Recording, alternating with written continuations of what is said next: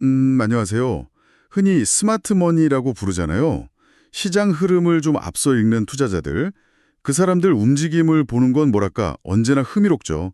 특히 양자 컴퓨팅처럼 아직은 좀 멀게 느껴지지만 미래를 바꿀 수 있는 그런 첨단 기술 분야라면 더 그렇고요. 그런데 정말 흥미로운 걸 하나 발견했어요. 빌 에크먼, 이지 잉글랜더, 데이비드 테퍼, 이름만 들어도 다 아실 만한 분들이죠. 이 세 명의 억만장자 투자자들이 공통적으로 보유한 기술주가 딱 두 개 있더군요. 아, 정말요? 어떤 건데요? 바로 알파벳하고 아마존입니다. 근데 이 두 거대 기업이 양자 컴퓨팅 분야에도 깊이 발을 담그고 있다는 사실, 이게 과연 우연일까요? 좀 궁금해지더라고요. 그러네요. 알파벳과 아마존. 양자 컴퓨팅과의 연결고리라 흥미로운데요? 그래서 오늘 이 거물 투자자들이 왜 하필 이 두 회사를 선택했는지, 그 이유가 정말 양자 컴퓨팅에 대한 기대감, 이것 때문인지, 아니면 우리가 놓치고 있는 더 큰 그림이 있는 건지 한번 같이 파헤쳐 보려고 합니다. 네, 좋습니다. 단순히 정보 나열이 아니라 그 귀얘기까지 한번 탐색해 보죠. 자, 그럼 시작해 볼까요?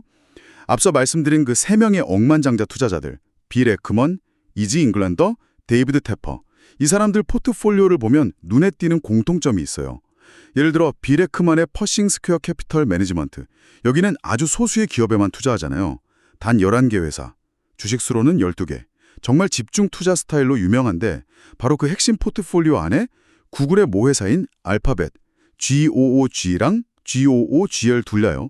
그리고 아마존, AMZ, N이 포함되어 있습니다. 이야, 11개 중에 둘이면 비중이 상당한데요? 그렇죠. 심지어 작년 2분기에는 아마존 주식을 꽤 많이 사들이기도 했어요. 맞습니다.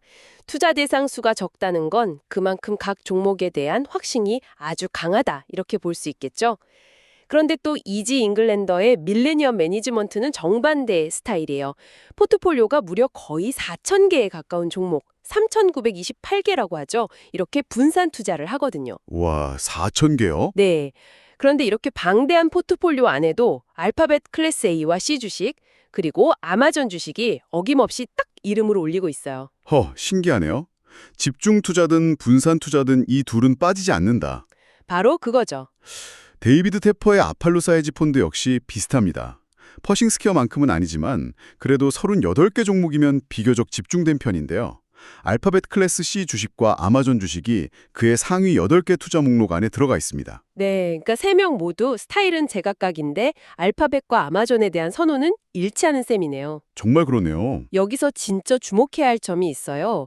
이들 억만장자 포트폴리오 어디에도 그 D-웨이브 퀀텀이나 아이온 Q, 리게티 컴퓨팅 같은 회사들 있잖아요. 이런 양자 컴퓨팅 전문 스타트업 이름은 보이지 않는다는 겁니다. 아, 그러네요.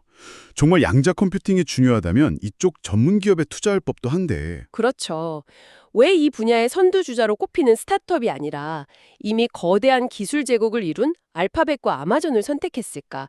이 선택이 우리에게 시사하는 바가 좀 크지 않을까 싶어요. 그렇다면 그 질문의 답을 찾으려면 먼저 알파벳과 아마존이 양자 컴퓨팅에서 뭘 하고 있는지 이걸 좀 구체적으로 봐야겠네요. 먼저 알파벳, 구글 쪽부터 볼까요? 구글 퀀텀 AI 팀이 최근에 윌로우라는 새 양자칩을 공개하면서 중요한 발표를 했죠. 네, 바로 그거죠. 하드웨어상에서 검증 가능한 양자 우위, 이걸 세계 최초로 달성했다는 발표였습니다. 양자 우위, 말은 많이 들었는데 검증 가능하다는 게 붙었네요. 이게 무슨 의미죠? 양자 우위라는 건 기본적으로 기존의 제일 좋은 슈퍼컴퓨터로도 합리적인 시간 안에 못 푸는 문제를 양자 컴퓨터가 풀 수 있다는 거잖아요. 근데 검증 가능하다는 건 그 양자 컴퓨터가 내놓은 답이 진짜 맞는 건지 이걸 기존 컴퓨터 방식으로 확인할 수 있다는 뜻이에요. 아하. 이게 왜 중요하냐면 양자 컴퓨터가 계산은 빨리 했는데 답이 틀리면 소용없잖아요.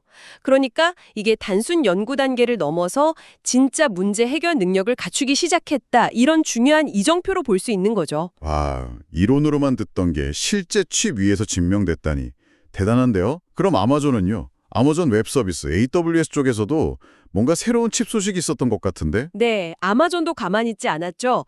AWS는 올해 초에 오셀롯이라는 프로토타입 양자 컴퓨팅 칩을 선보았습니다. 이 칩의 핵심은 좀 다른 데 있어요. 양자 계산 과정에서 필연적으로 생기는 오류 있잖아요. 이걸 수정하는 데 드는 비용, 그러니까 필요한 자원이나 복잡성을 기존 방식보다 최대 90%까지 줄일 수 있다. 이겁니다. 90% 절감이요? 비용을 90%나요? 와, 이건 정말 놀라운데요. 이게 왜 그렇게 중요한 건가요? 단순히 비용 절감, 그 이상의 의미가 있을 것 같아요. 오, 아주 중요한 포인트입니다. 현재 양자 컴퓨터가 왜 실제 문제 해결에 널리 못 쓰이냐? 가장 큰 이유 중 하나가 바로 이 오류 문제거든요. 큐빗, 그러니까 양자 비트가 되게 불안정해요. 그래서 계산 중에 오류가 너무 많이 생겨요. 아, 계산이 틀리는군요. 네. 이걸 효과적으로 제어하고 고치지 못하면 양자 컴퓨터는 사실상 쓸모가 없는 거죠. 그런데 오류 수정에 너무 많은 자원, 예를 들어 추가 큐비트가 필요하게 되면 정작 중요한 계산에 쓸 수 있는 큐비트가 줄어드는 문제가 생겨요. 그렇죠. 배보다 배꼽이 더 커지는 상황이네요. 정확합니다. 따라서 오류 수정 비용을 획기적으로 낮춘다는 건 제한된 자원으로도 더 복잡하고 실용적인 문제를 풀 수 있는 양자 컴퓨터, 이걸 만들 가능성을 확 높인다는 의미예요.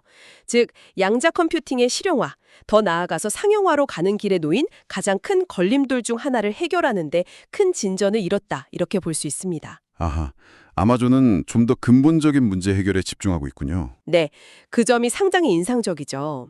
설명을 들어보니까 두 회사 모두 양자 컴퓨팅 분야에서 상당한 기술력을 보여주고 있는 건 분명히 보입니다. 구글은 양자 우위라는 성능 쪽에서, 아마존은 오류 수정이라는 실용성 쪽에서 중요한 성과를 내고 있네요. 맞습니다.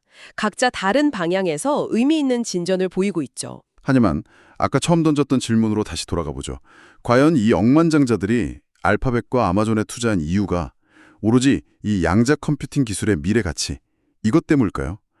왠지 그것만으로는 설명이 좀 부족하다는 생각이 계속 드는데요. 바로 그겁니다. 양자 컴퓨팅 성과가 물론 흥미롭죠. 하지만 이 거물 투자자들이 알파벳과 아마존을 선택한 진짜 이유, 더 근본적인 이유는 아마 다른 데 있을 가능성이 매우 높습니다.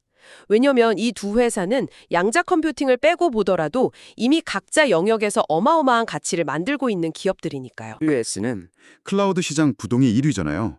그리고 알파벳의 구글 클라우드는 3위지만 가장 가파르게 성장하는 주요 클라우드 서비스고요. 네, 클라우드는 뭐 두말할 필요가 없죠. 클라우드만 있나요? 인공지능, AI 분야에서도 두 회사는 기술 개발이나 서비스 적용 면에서 다 선두를 달리고 있고요. 맞습니다. 클라우드와 AI. 이게 현재 기술 산업의 가장 강력한 성장 엔진이라고 할 수 있죠.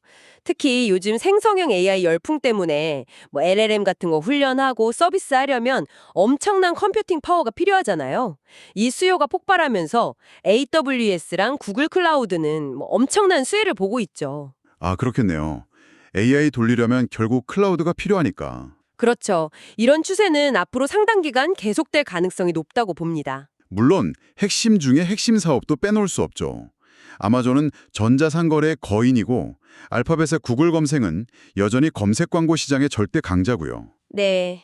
한때 생성형 AI가 검색 시장 위협할 거다 뭐 이런 우려도 있었지만 구글 광고 매출 보면 여전히 아주 견고하게 성장하고 있잖아요. 맞아요. 잘 방어하고 있죠. 아마존 역시 온라인뿐 아니라 오프라인 소매 시장 파이까지 계속 가져오면서 꾸준히 성장하고 있고요. 정확합니다. 투자자 입장에서 보면 이렇게 이미 강력한 시장 지배력 그리고 수익 창출 능력을 갖춘 핵심 사업이 딱 버티고 있다는 점, 이게 굉장히 매력적일 겁니다. 여기에다가 클라우드랑 AI라는 확실한 미래 성장 동력까지 갖췄으니 안정성과 성장성, 이 두 마리 토끼를 동시에 잡을 수 있는 거죠. 그렇군요. 또 다른 미래 먹거리도 있잖아요. 알파벳의 웨이모는 이미 미국 일부 도시에서 로보택시 서비스 상용화하면서 시장을 이끌고 있고 아마존도 자율주행 기술에 계속 투자하고 있고요. 네, 웨이모드 그렇죠. 이걸 다 종합해보면 억만장자들의 투자는 양자 컴퓨팅이라는 특정 기술 하나에 베팅했다기보다는 이 기업들이 가진 그 다각화된 기술 포트폴리오하고 혁신 능력 전반, 여기에 대한 신뢰의 표현이다 이렇게 보는 게 더 합리적이겠네요. 네, 그렇게 해석하는 것이 타당해 보입니다. 알파벳과 아마존은 단순히 양자 컴퓨팅 관련주 이게 아니라 클라우드, AI, 검색, 전자상거래, 자율주행 등등 여러 메가 트렌드를 이끄는 혁신 플랫폼 기업 이렇게 봐야 해요. 양자 컴퓨팅은 이 거대한 플랫폼 위에서 미래에 꽃피울 수 있는 여러 가능성 중 하나. 뭐랄까 일종의 매력적인 옵션 같은 성격이 강하다고 할 수 있겠죠. 옵션이라 재밌는 표현이네요. 그렇다면 이제 또 다른 질문이 생기는데요. 이 두 회사가 미래 양자 컴퓨팅 분야에서 확실한 승자가 될 거라고 장담할 수 있을까요? 아까 잠깐 언급했던 D-Wave나 아이온큐, 리제티 같은 전문 스타트업들, 혹은 아직 드러나지 않은 다른 경쟁자들이 기술적 돌파구를 확 마련하면서 시장을 장악할 가능성도 있지 않을까요? 경쟁이 정말 치열할 텐데요. 물론입니다. 양자 컴퓨팅 분야의 최종 승자가 누가 될지 이건 아직 아무도 모릅니다. 기술 발전 경로가 워낙 복잡하고 예측 불가능하고요. 경쟁 환경도 굉장히 유동적이에요. 지금 앞서 나가는 것처럼 보이는 기업이 뒤처질 수도 있고, 예상치 못한 다크호스가 등장할 수도 있고요.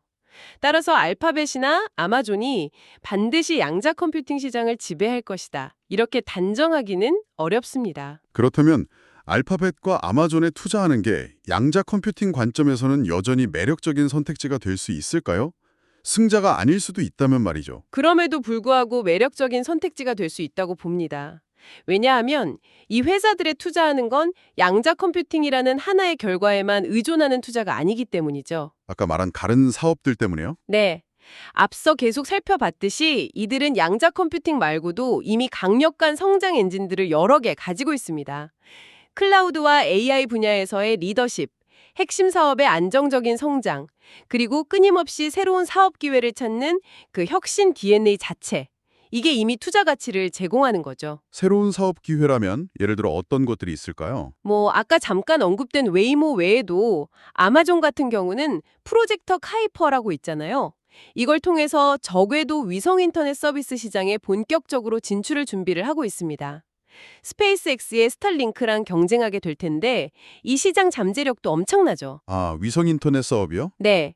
알파벳 역시 생명과학 자회사인 베릴리나 AI 기반 신약 개발 같은 다양한 분야에서 혁신을 계속 시도하고 있고요. 즉, 이들 기업은 하나의 성공에만 의존하는 그런 구조가 아니라 여러 성장 옵션을 동시에 탐색하고 있다. 이런 강점이 있는 겁니다. 그렇군요. 마치 여러 개의 로켓을 동시에 쏘아 올리는 거랑 좀 비슷하다고 할까요?